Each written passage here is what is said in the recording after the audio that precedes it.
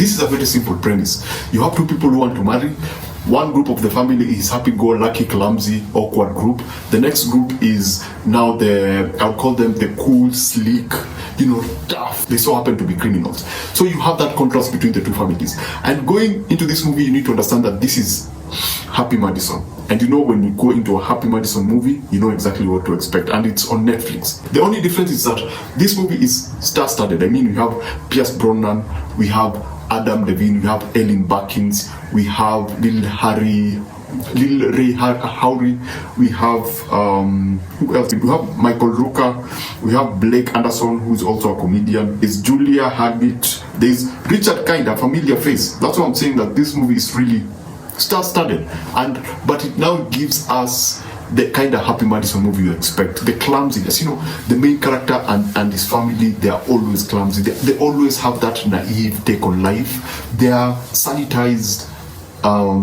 typical American family. I'm not saying Americans are naive or something, but they are portrayed in a certain way.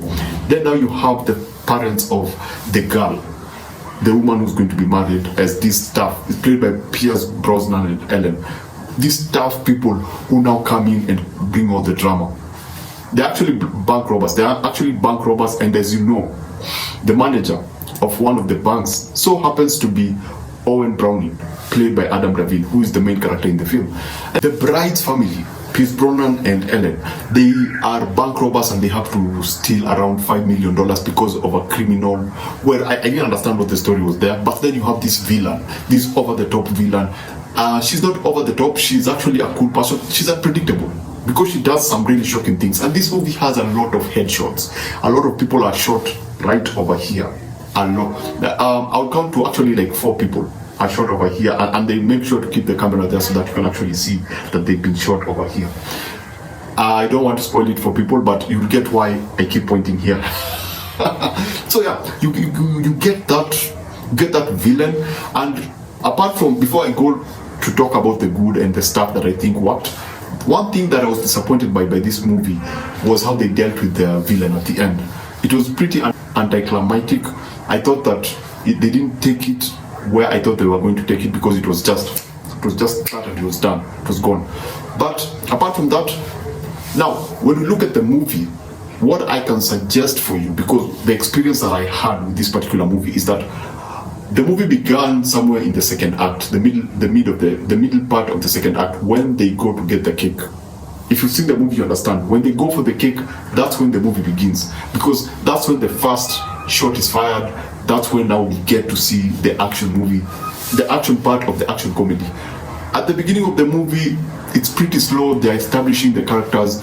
You get to meet Lil Ray, you get to meet Adam Devine, how they work in the bank, their relationship, what kind of bank it is. There's a lot of safe talk in this movie. There are different kind of safes. There's a way that they approach them, there's a way that they use them, and it's a big deal because obviously it's a movie about bank robbery, so it plays a big role within the story. So yeah, you get that beginning that for me I consider to be kind of slow, and you feel like you just keep wanting it to move forward.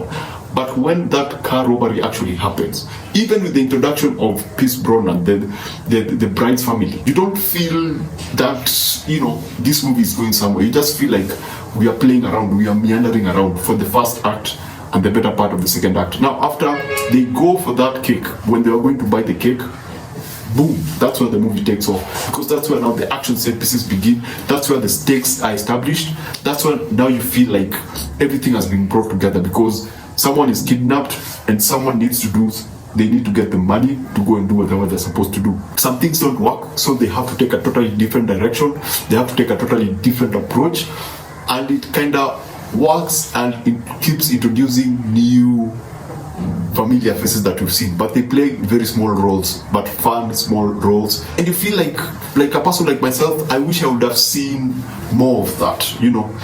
I wish that would have started much earlier on, because once the bride family step in, you immediately know that these are bad guys. I wish they would have just given us more of that, but you don't. They take their time to get us there. The action set pieces are pretty cool. I think they did something with an armored car on a graveyard that I've only seen in a movie like Terminator 3. Some very, very creative decisions with something. You see it on the grave, whatever graveyard, there's something that happens with with the casket. That was pretty cool. Now the whole chase sequence was also pretty exciting. It actually shocked me because everything had been slow up to that point. So when that car chase happens, I go like, wow, yeah, bring it. This is what I wanted to see, you know. So yeah, that's pretty it. That's the Out_Laws is a good Netflix movie. It's not the kind of movie that you pay to see on the big screens, but it's only on Netflix, so that's a plus. It's entertaining. If it starts out slow, give it time.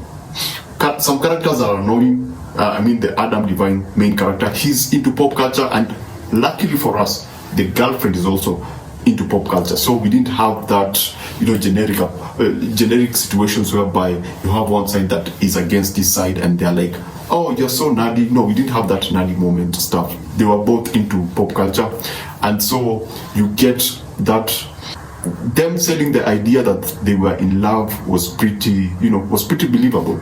And the parents, the Brownings, Adam Levine's parents are pretty also. Owen's family are also pretty.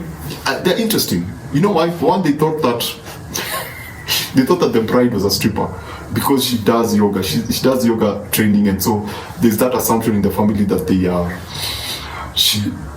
She's a stripper, so that was also kind of funny. This is a movie that you can watch with your parents. It's not an offensive movie. It plays safe. Of course, Happy Madison. It plays safe. It tries to give us what we are familiar with when it comes to Happy Madison. It doesn't go overboard or dilute anything. So that's the Out_Laws. I would give this movie a 3.2 out of 5. It's pretty enjoyable, but it's not perfect. That first half, it's kind of